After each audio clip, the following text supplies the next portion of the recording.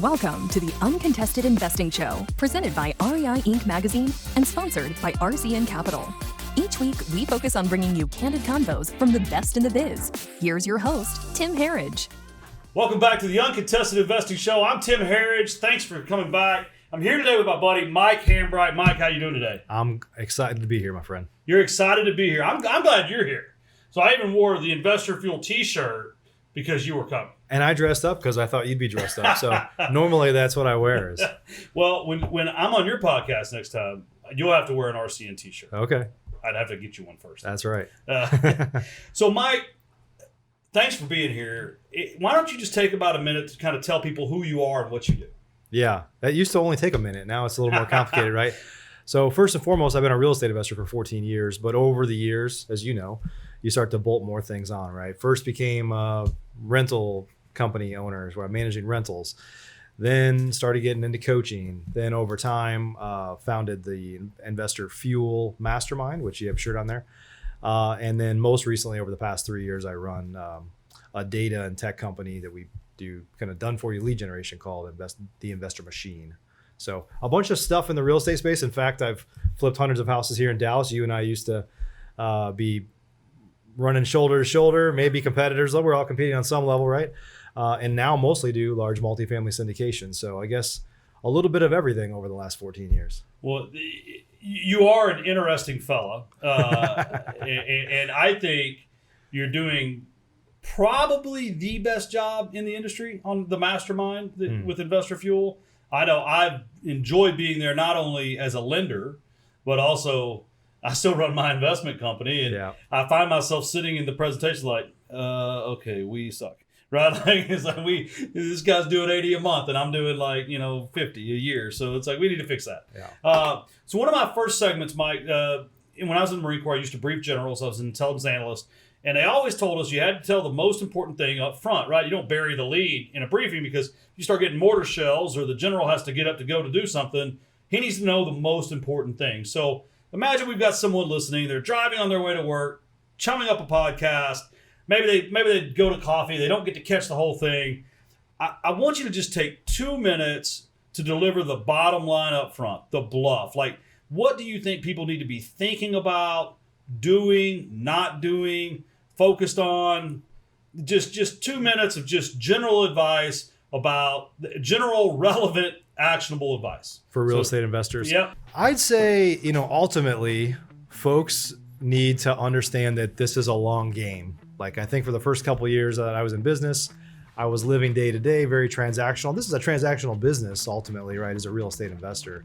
However, when you have the hindsight to be able to look back over time, the failures, the wins, like everything that's happened over time, and you could do it over again, it would be, I think it's, good advice to know that you should be in this for the long haul. I think that this day and age, everyone wants to pop a pill and lose 50 pounds and, everything's supposed to happen fast. We have immediate gratification. I have an idea for something and it's at my doorstep later that day from Amazon. Like, that's not how the real world works in terms of your career, right? Or your business. Like, you have to play the long game in terms of being willing to fail.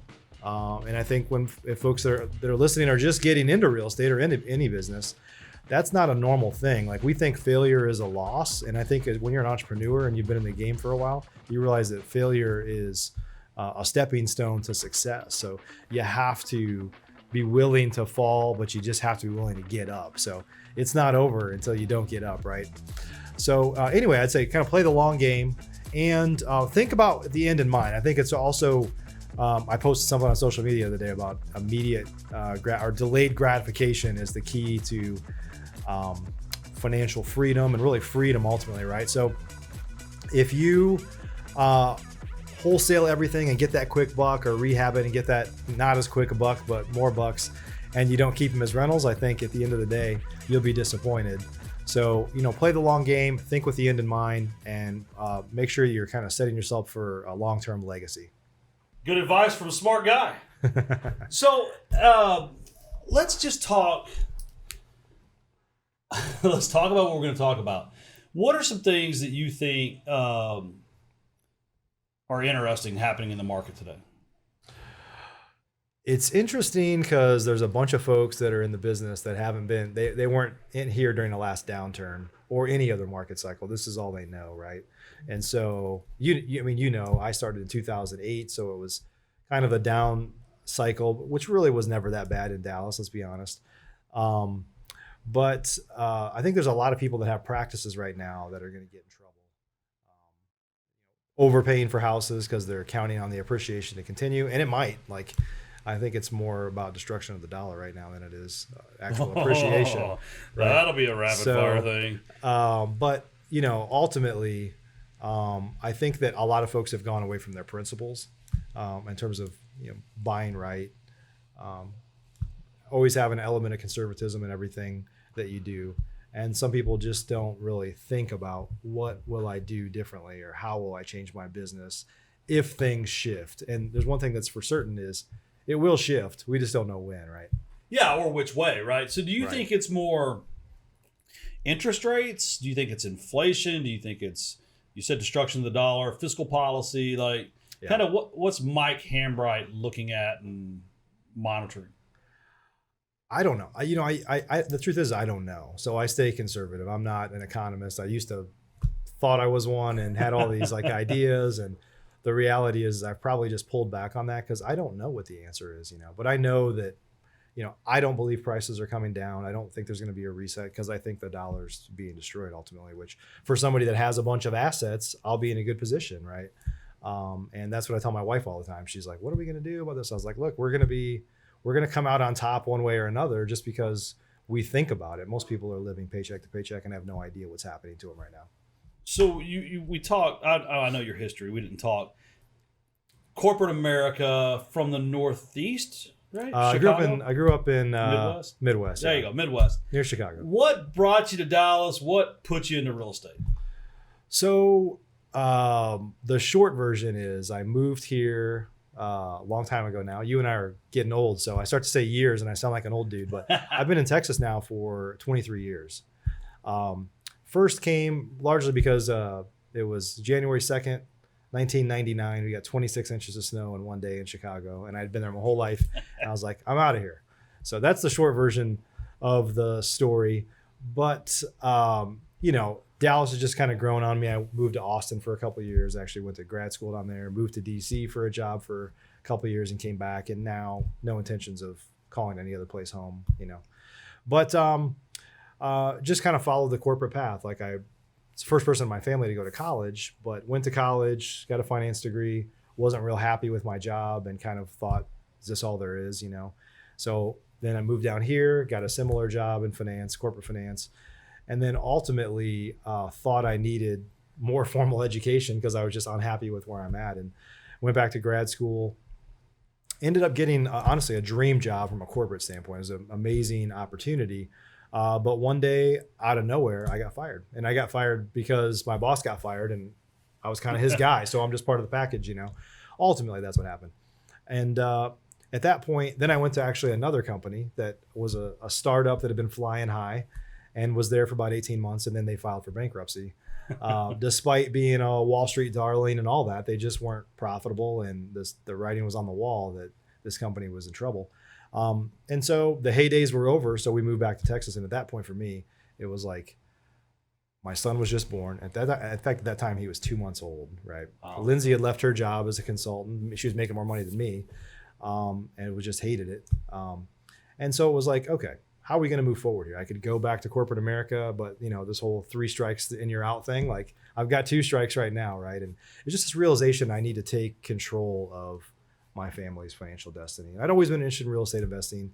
Actually went to a couple of Kathy Crow Leagues things and a couple of local RIA clubs and some workshops and got a little more interested.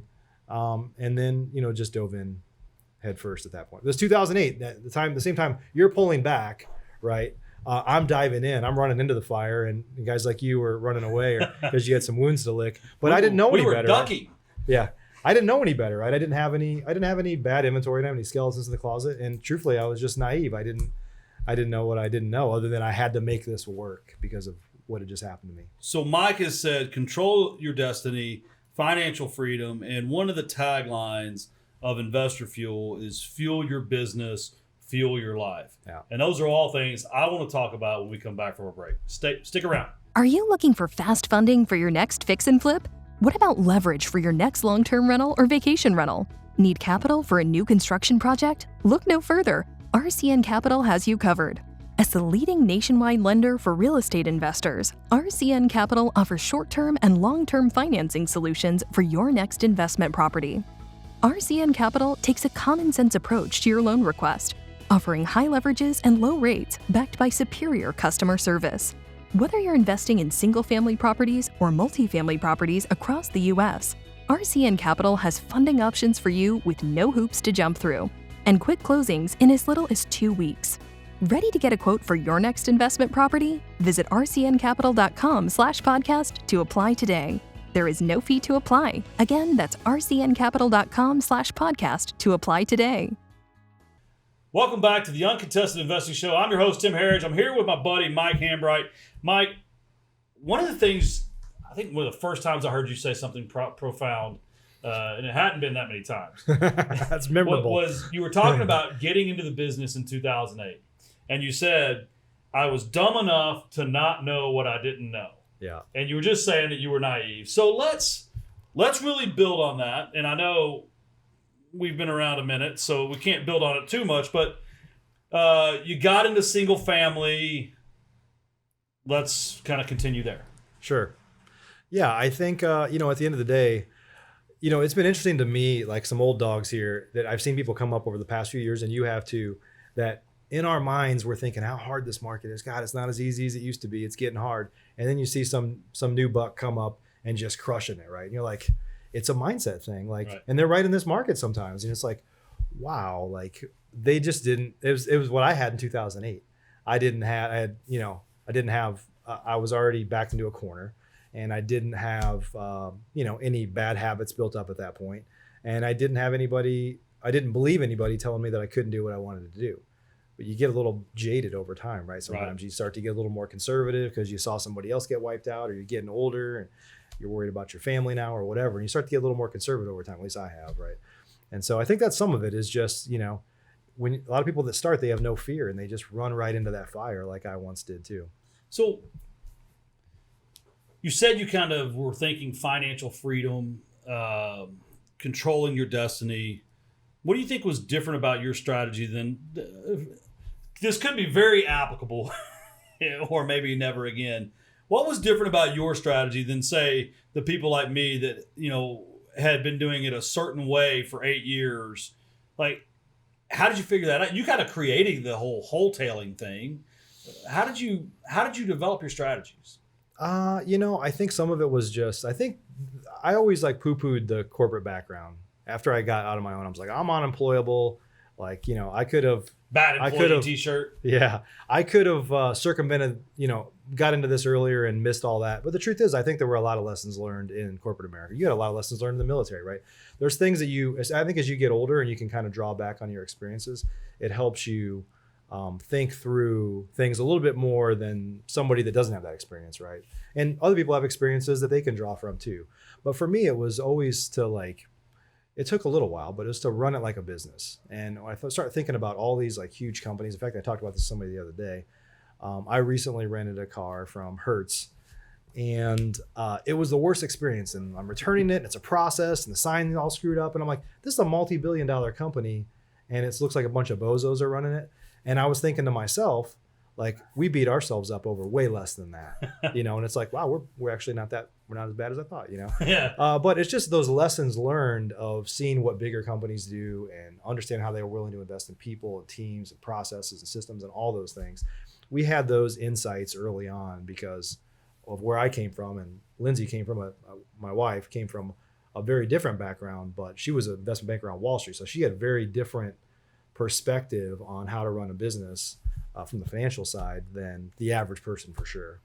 So I remember being one of the older guys not older, but more experienced. I've been taking my licks longer than you had. And I remember thinking, this guy doesn't know what he's doing. He's keeping all these houses as rentals when the market's collapsing. Of course, now they're probably worth 10 times what you paid for them. Yeah. And I remember did the same thing when I saw Blackstone buying these houses at auction for more than the bid, and we're all of us set in our way. People, we're sitting there making fun of them. How did you resist? What do you think some traits are that helped you go against the grain that way? Well, I mean, the truth is I look back now and wish I had kept hundreds more houses, right? Like who would have known? I mean, we actually we have a house. I'll just give you a little perspective in Garland, okay, northern Garland, that has a tax value. I don't know what the real ARV is because we're dealing with tax bills right now. $350,000, right? And it's a house I bought for 80. Right. And we put money into it over the years for sure, but it's just crazy. Like if you could go back and keep a lot more of them, right? I think for me, what happened early on is I realized, and a lot of us get in this business, very transactional. It can be a grind, right? And it's like, you start to realize like, hey, I need to keep more of those because, I won't call it passive because it's not passive, but it is recurring revenue. And so you have these assets built up that we could probably live off of if we wanted to. We choose to keep playing the game and starting new things and all that other stuff. But, for me, I think one of the things that I have the benefit of is early on, even in 2008, I had access to capital. It was a couple of banking relationships where banks weren't really lending to anybody, but it was a couple of banks that weren't really lending to real estate investors at the time. And they just through a friend of a friend, like somebody knew them and got me in there, and some friend and family money. And so we had enough to do what it is we wanted to do with rehabbing. I always kind of, focus more on fix and flipping. Even back then when the market was down. I mean, the truth is we were talking about days on market and stuff here recently, right?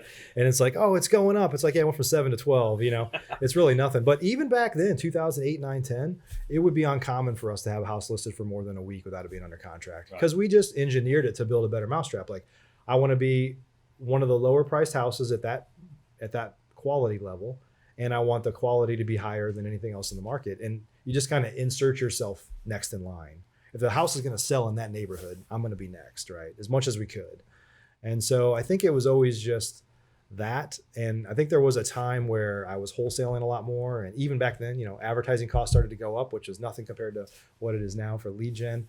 And I realized, what, if I retail more, which I had the capital for, and I had a great contractor at the time, and we've had a long relationship now, that I'm making twice as much or more. And so rather than double my advertising, why don't I just switch to a different exit strategy that's going to allow me to make more money with doing less, is all essentially, right? Right. And so now I've been very impressed with your transition into multifamily. You seem to be doing a lot of that. Talk about why you decided to transition to multifamily and how that's going. Yeah, I look at it like this. Like, I think as probably all entrepreneurs, but certainly as investors, we have like an active business and a passive business. Like, so it could be you're fix and flipping or wholesaling. That's your active business. Keeping rentals is your more passive business, which not really passive, but it's recurring revenue, stuff you're building for down the road, right? So it got to a point to where I started to get other active businesses. And the active business, the purpose of that, because I always really wanted to just keep rentals, I wanted to build up assets, is you got to feed the machine, right? You got to pay the monster, you got to pay for advertising, you have an office, you have staff, you have to cover that overhead cost. So I always looked at the wholesaling and rehabbing business as a means to an end of allowing me to keep some of them as rentals, but I have to keep the machine going. And every once in a while we pop one out. Now, hindsight, I wish I had pulled a lot more out. But then over time, I started to get more active businesses. I had a coaching business, and then I got my mastermind and other things that were making money on that was enough for us to live on. We live well below our means for the most part. And so it was like, okay, I don't have to do as many transactional things. And the way to move the needle faster on the kind of passive or the recurring revenue side is just to do much bigger deals. Right. And that's really kind of how that all came about. And, in the multifamily space, we have a $41 million deal under contract right now. Like, these are properties that often I'm a GP in, but for some of the properties I might go to it once and never even go again because we have a whole management team in place. With rentals, it's like I had a fire at a house in Wilmer of all places. Like, for me, that's a long ways away. Right. And I had to go down there and drive it and look at it, and I was like, man, that's like half a day for me to go do that from where I live. And so, but there's a problem and I have to go deal with it. Even though I have property management, we're still pulled in on taxes. We're still doing the bookkeeping. We're still doing a bunch of stuff, even though we have a property management company. And multifamily is a different animal, Well, it's funny. The other day, Jennifer and I were driving around and we drove past this building, this multifamily complex. And I stopped and I looked, I go, honey, we own part of that. And she goes, what? And I said, that was in that syndicate. That one that we did was 6 multifamily and Right. like that's one of them. And like, so I see what you're saying. I mean, it is passive. I skipped a phase of your life, data, tech, training. Let's be real. You've got all this money. You're doing so well. Why coach? Well, initially when I first started coaching, it was because I actually got a lot of joy out of it, like helping people, and probably a little bit of ego, like, oh, I can teach people something that's worked for me, and it makes you feel good, right? Makes you feel good to help somebody, makes you feel good that somebody wants my knowledge, right, to share that. And so then it turned into like, oh, wow, well, we can do deals together. So next thing you know, I would be coaching people, and they're, I'm the sure thing. Like if they want to sell a deal tomorrow, or they have a deal that fell through and they need to close tomorrow, like I'm the guy, right? I'm not the guy that's going to pay you the most, but I'm the surest thing you have, And I think I've always had a soft spot in my heart for newer coaching, newer, students, I guess, because I was there once, right? So I realized the impact that can make. I mean, like I ain't never going back now, right? And I love that transfer. There's people in Investor Fuel that started as my coaching students that are doing 50 deals a year, 100 plus deals a year now in some instances, that had never done a single deal when I met them, and I coached them, and they got to the level where they could join our mastermind. And that's an amazing feeling, So I don't really do a lot of newbie coaching anymore. What happened is we started the mastermind, and I realized how much more I enjoyed being around what I would call my peers, just people that aren't saying, does this really work? Like, this is what I've said. With coaching, it's easier for me to take somebody from 20 deals a year to 50 or 60 and help them with that than it is to get somebody from 0 to 1. Right. Because there's so many mental things and mindset things. We're competing with their job, and their families telling them don't do this. But once they're doing it and they just want to scale up and they understand, okay, I just need to learn this. I need to make better investments, and I'm willing to do that. It's a whole different animal, right? It's funny. I was reading a stat the other day. Everyone's saying that the institutions own all the houses, and still like 85% of the homes that are investment properties, which is less than, 30, is less than 45%, are still owned by people that own less than 3. Yeah. So I think it's wide open. I love what you're doing as coaching. I've got to witness it firsthand. I feel like you really do have a servant's heart. Now, when we come back, you're going to get another chance to be a servant. We're going to have the money minute. And you get 60 seconds to tell someone out there the only piece of advice they're going to get all month. So think about it. We'll be right back. Are you looking for fast funding for your next fix and flip? What about leverage for your next long-term rental or vacation rental? Need capital for a new construction project? Look no further. RCN Capital has you covered. As the leading nationwide lender for real estate investors, RCN Capital offers short-term and long-term financing solutions for your next investment property. RCN Capital takes a common-sense approach to your loan request, offering high leverages and low rates backed by superior customer service. Whether you're investing in single-family properties or multifamily properties across the U.S., RCN Capital has funding options for you with no hoops to jump through and quick closings in as little as 2 weeks. Ready to get a quote for your next investment property? Visit rcncapital.com/podcast to apply today. There is no fee to apply. Again, that's rcncapital.com/podcast to apply today.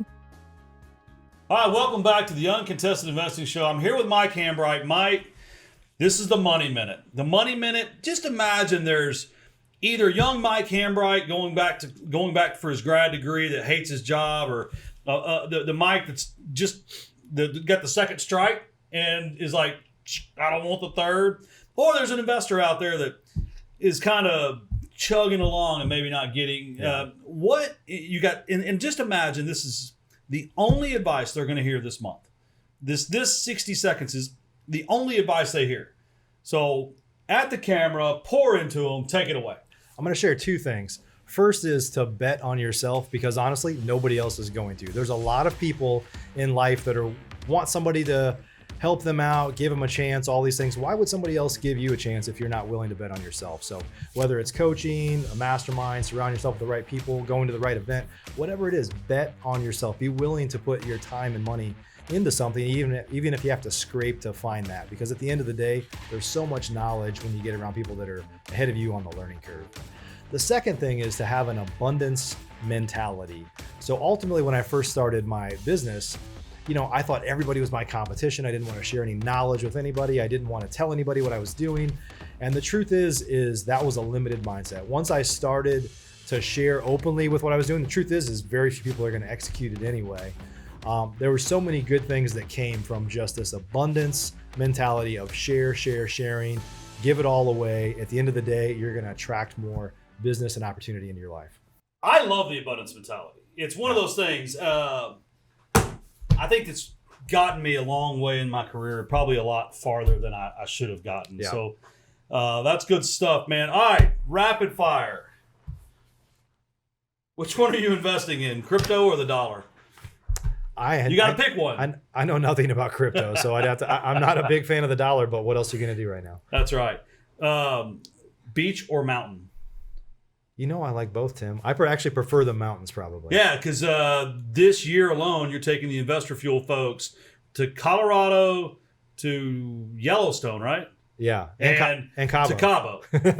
And your meetings are in Phoenix and Dallas and Nashville. So, and I told you, we'll have a yacht party. We just got to be near an ocean, right? Yeah, that's right. How important is data? And we'll say external data first, to being a successful real estate investor? Well, it's a lot more important now than it was in the past. I think when we first started, you could just advertise to agent equity, folks with agent equity, say direct mail, and just throw spaghetti at the wall. And the margins were so high and the competition wasn't nearly as fierce as it is now that you didn't really have to worry about it. Like maybe instead of making 40 grand, you made 28,000 because your advertising cost was too high and you were wasteful. But I think where the market is now, you can't afford waste. You can't afford to not market properly. So we've built an entire company around the power of having data before anybody else gets it and really combining it in a way that tells you a story of who you should market to in the first place. So I think it's critical. Now, what about internal data? Because at your Investor Fuel meetings, I see your members and you pouring into other people's data and asking other people to talk about their KPIs. And yeah. How important is it that to be successful that an investor really understand their internal data? Oh, I think that's critical too. And you and I didn't come up that way. I mean, we had some reporting and we were looking at some high level things. But I think now the benefit of our mastermind when you share things like that is everybody that's there acts as your board of advisors, right? So now people have to, it's one thing to keep your own reporting and not have anybody hold you accountable. It's another thing to have to share that with your peers and they're going to hold you accountable just as if this was your board of advisors and you're the CEO. They're like, what are you doing? Why did your costs go up there? Like, why is this happening? You need to cut that off. That's not working. And so what we found is by having a level of accountability, in addition to looking at your KPIs, is that people often, it's almost like they solve their own problem. They know how to solve their problem before they even share it. But the fact that there was accountability there forced them to really take a hard look at it. Right? Absolutely. It's kind of that accountability, that discipline. You talked earlier, one of the first things you said today was bolt things on. I've seen a lot of, Chaz Carrier was the first time I ever heard this ever, an old friend of ours. He said, it's a bolt-on business, right? And I was like, we're buying bolts? Like, you've bolted a lot of things on. Yeah. Some of them I've heard you say you shouldn't have. Some of them you should have done earlier. So talk about, as an entrepreneur, resisting the urge to, let's call it diversify before you get the other, say, business kind of up and running. It's important. It's important to have, especially if you're really small and you're doing everything, like you really do have, there's 24 hours in a day. You've got limited opportunity, limited time to do things, right? So I'm definitely guilty of shiny object syndrome. And there's stuff that I bolted on that seemed like it was a logical fit, or I sold it to my team and my wife that way. Like, oh, it's so obvious that we should do this. And it's like, why do we ever do that, right? But some stuff like, a rental business, that makes sense. But we never did property management, not even for one house, never wanted to be in that space. The mastermind was a logical next step for me after coaching because I really got a lot of joy out of it. And it helps make me, there's a lot of people that say people that can't do coach. And I think that's total. And BS. I'm going to tell you, I have to say, I've seen you in the study. You still get joy out of it. I like to see the joy you get in it. Yeah, I love it. And the truth is it makes me a better business person. When I have to explain how something gets done, or I know that if I'm telling somebody something, they're going to call me out if I haven't done it myself or I'm not doing it myself or whatever. It forces people to get better. Are there crappy coaches out there? Sure. Are there crappy teachers? Sure. But I think for the most part, if you, if your heart's in the right place and you're, it's not all about money. It's about, I really get a lot of joy out of this. It's forced me to be better at what I do. Because when I explain something, sometimes I'm like, you know what, do as I say, not as I do. Here's what I should be doing. And then I can go back and retool and make sure that I change how I'm doing it. Right. I've had that experience at the multiple events of years I've been at. I'm like, yeah, what you need to do is this. And I'm over here like, you should do that too. Exactly. Right. Exactly. You talked about moving to Dallas when your son was 2 months old, Jake? We finally moved here when he was about, we moved here on, he was born July 10th, and we moved here on February, it was Valentine's Day. So whatever that is, about 5-6 months. Yeah. So many people get wrapped up in the business, and the business becomes the whole thing that they're focused on. Yeah. I love the part that you talk about fueling your life. And I see Lindsay's involved in a lot of things. Jake's involved with things.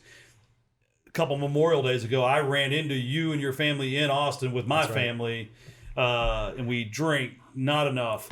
Talk about the importance of work-life balance at all stages of being an entrepreneur.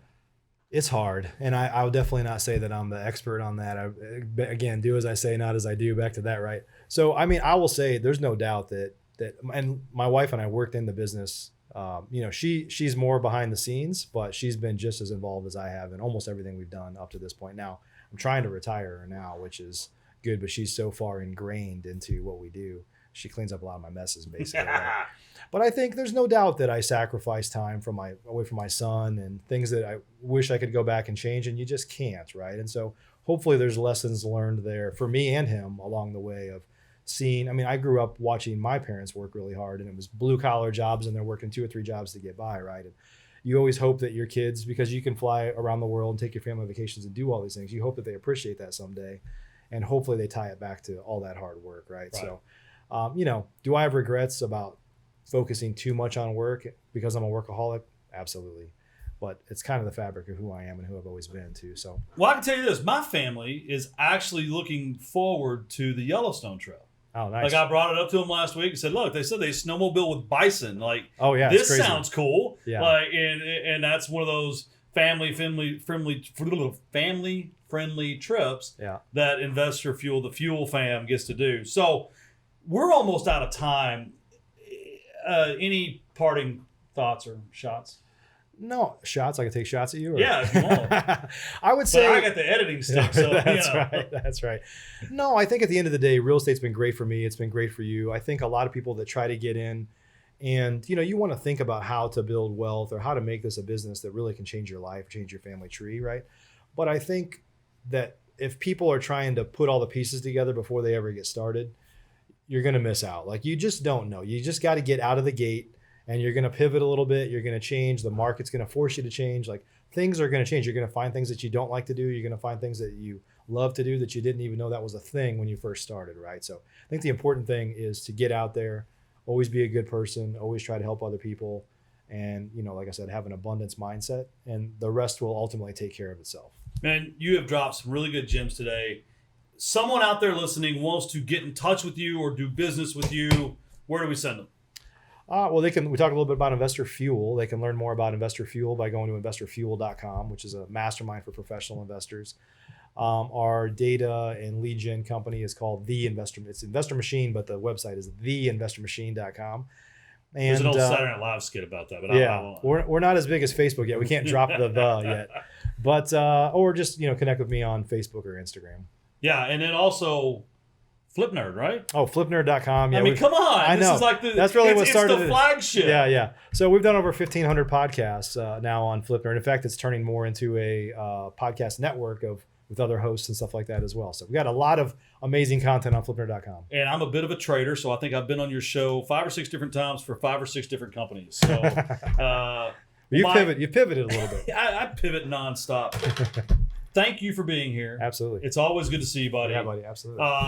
Thank you for listening. You've been watching the Uncontested Investing Show. Remember, your network is your net worth, and today you've been growing both. We'll see you next week.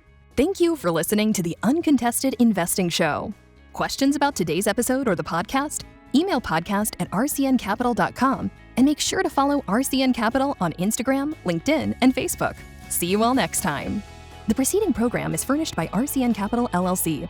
The information provided is for general education purposes only and does not constitute any legal, financial, investment, or other professional advice. The views, thoughts, and opinions expressed of any speaker are the speaker's own opinion and do not represent the views, thoughts, and opinions of RCN Capital LLC.